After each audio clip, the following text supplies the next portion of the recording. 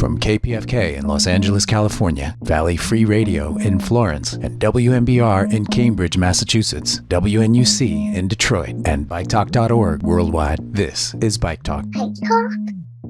Last week, we had John Gibilisco from Omaha, Nebraska on the show, and he talked about his 30-day winter bike riding challenge, and he completed all 30 days. But we're going to stick in Nebraska this week with Benny Folz. Benny Folz is the CEO of an organization called Roam, and he's going to tell us what that's an acronym for in just a second. But he also runs the bike share in Omaha, Nebraska, and he's a pretty big biker himself. Benny, welcome to Bike Talk. Hey, thanks for having me. Glad to You be were here. out on the bike this morning, I heard. I attempted to be out there. I rode to a morning meeting I had, and it's a little bit icy here. And I was on a newish bike, and yeah, the ice beat me, and I fell on my face. The ice didn't beat you. The ice just, got in an early blow. That's all. I'll get Uh, back out there this afternoon. tell us what Roam is. That's your organization, and that organization runs some bike shares. So kind of give us what the structure is of what it is that you do in Omaha, Nebraska. Sure. Yeah. So Rome is our parent name. It looks like it's an acronym, and it originally had intended to be, but we actually never picked what it stands for. We just Oh, like the word roam because that's what we do. We roam around on bikes. sure. But yeah, Roam oversees three different bike share programs across Nebraska and Southwest Iowa.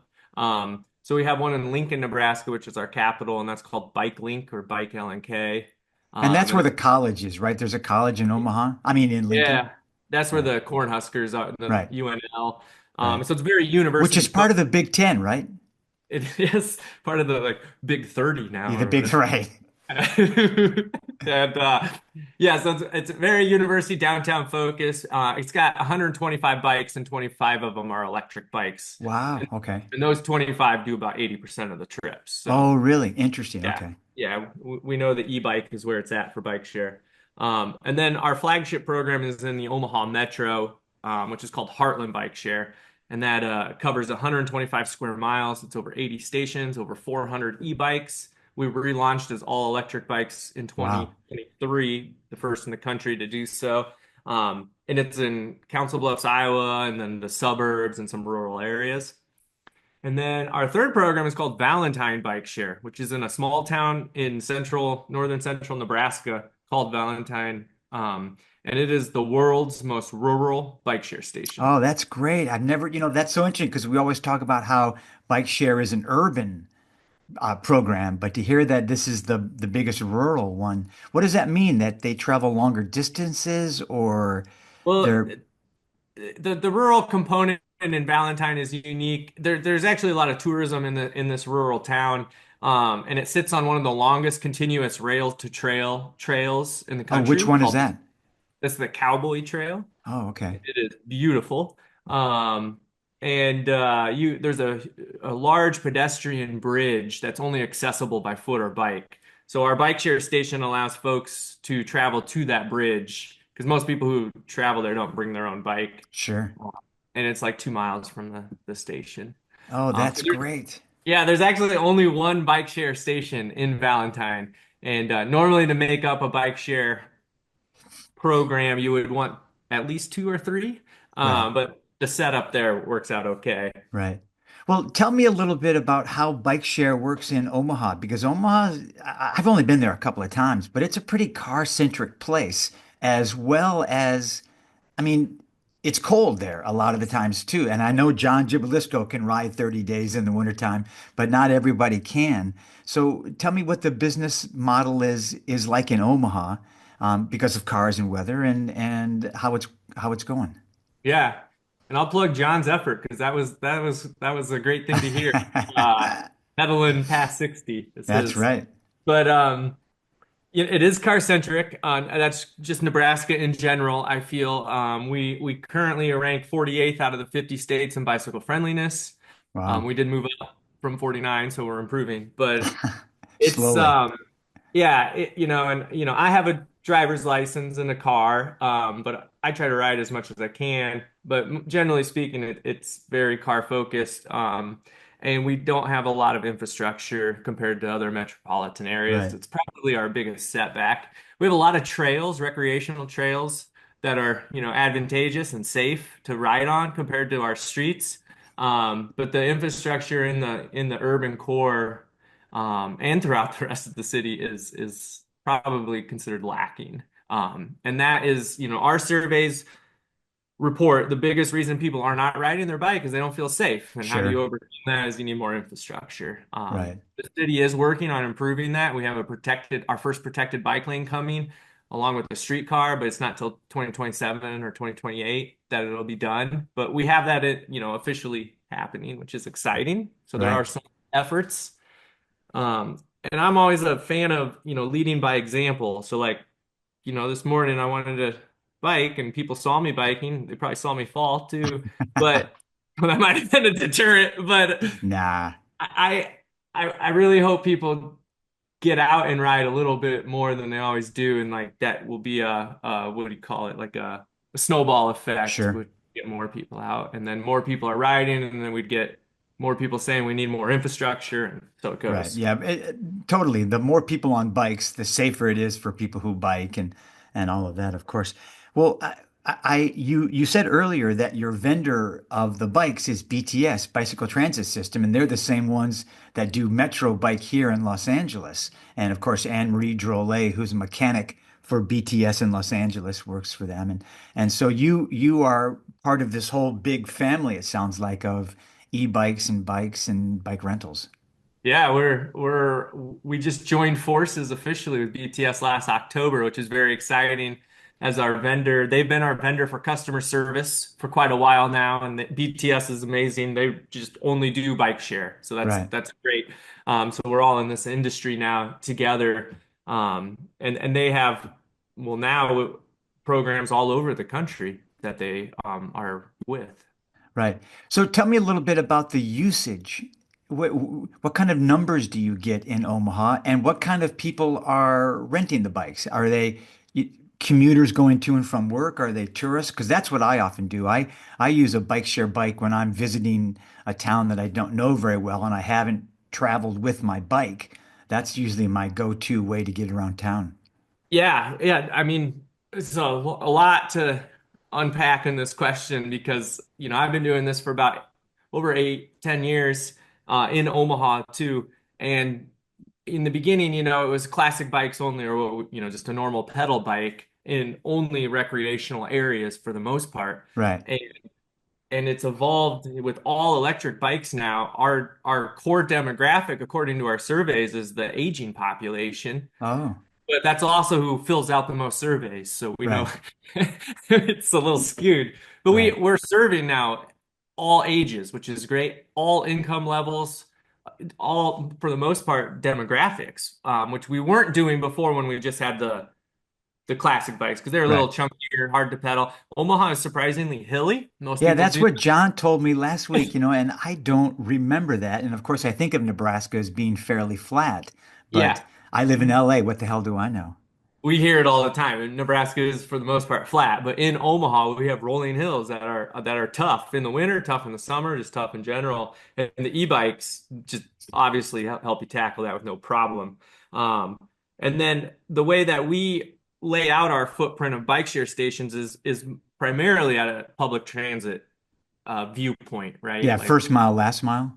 first mile, last mile, we try to be at as many of our bus stops as we can be. And then we are at some lakes and recreational areas where we see a lot of usage, but they're not as public transportation form, right? Right. They're for fun, exercise, and what have you, which we don't want to dismiss those things either because the No, bicycle is totally. great for those. But that was our focus, 5, 6 years ago.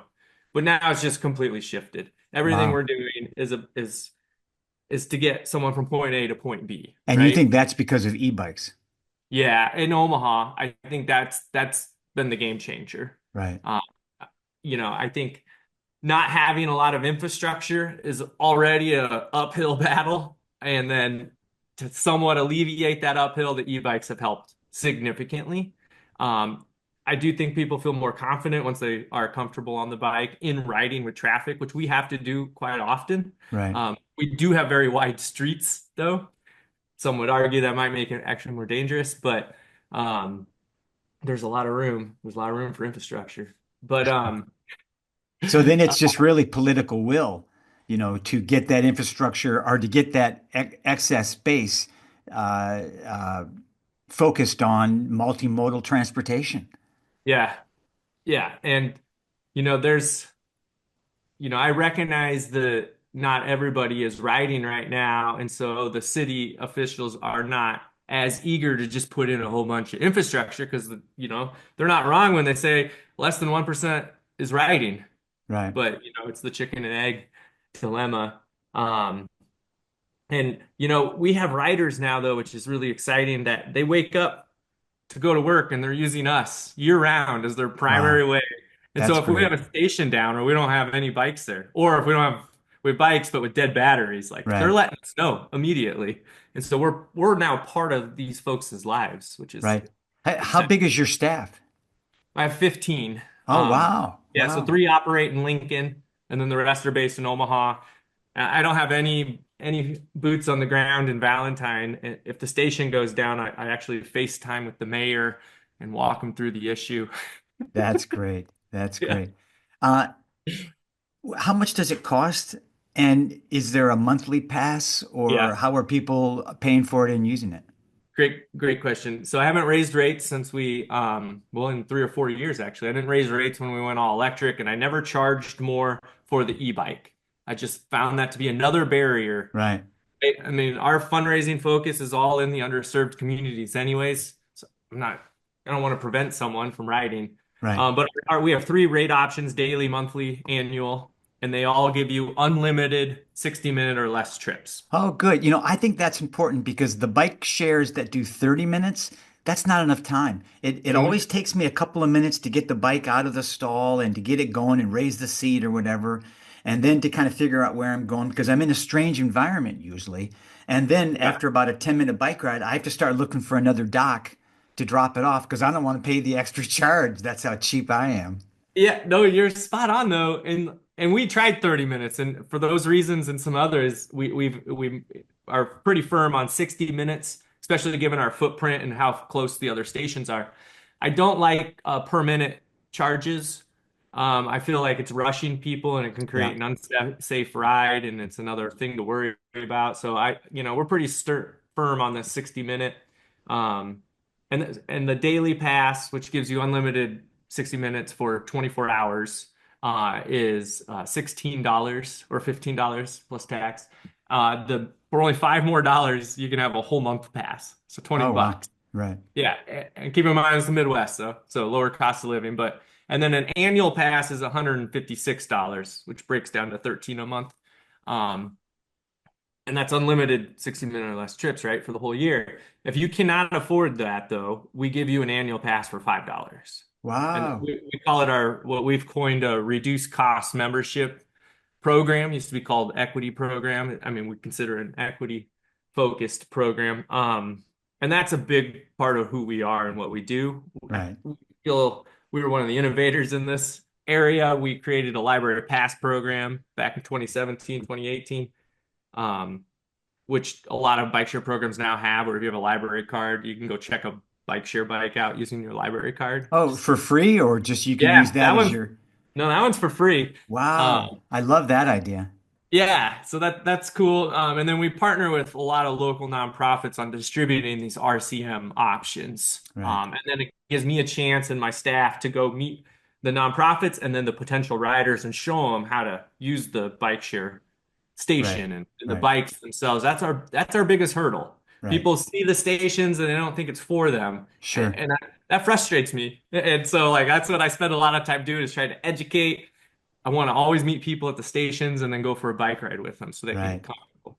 Well, listen, I hope to come back to Omaha one of these days, and I would love to ride one of the Heartland bike share bikes, and I'd love to ride one with you.